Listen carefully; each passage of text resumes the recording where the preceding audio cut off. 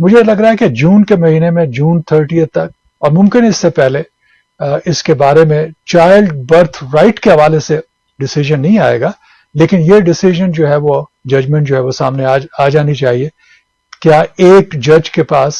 یہ پاور ہے کہ وہ ایک صدارتی حکم کو نیشنل لیول پہ روک سکے؟ اور اس کے بارے میں جو ان کے اب تک جو آرگومنٹس آئے ہیں، اس سے مجھے جو تاثر ملا وہ یہ ہے کہ سپریم کورٹ کے ججز جو ہے یہ پاور فیڈرل کورٹ سے نہیں چھینیں گے، اور اس پہ کچھ کمپرومائزز ہوں گے. اس کو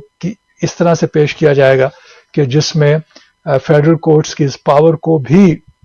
رکھا جا سکے، اور اس کے ساتھ شاید ممکن ہے ایسی کوئی صورت نکالی جائے کہ جس میں اس کو مزید فائن ٹیوننگ کے ذریعے سے بہتر بنایا جا سکے. جس طرح میں نے بتایا کہ کانسٹیٹیوشن کی یہی سب سے اہمیت ہے کہ وہاں پہ مختلف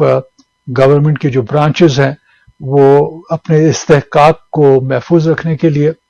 لیٹیگیشن میں انوالو ہو جاتی ہیں، ایک دوسرے کے جو قوت کے دائرے ہیں، طاقت کے دائرے ہیں،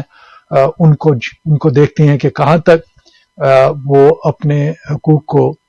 رکھنے کے لیے دوسری برانچز کو جو ہے پیچھے دھکیل سکتی ہیں، اور اگر کوئی برانچ جو ہے وہ آگے آ رہی ہے تو اس کا راستہ کس طرح روکا جا سکتا ہے.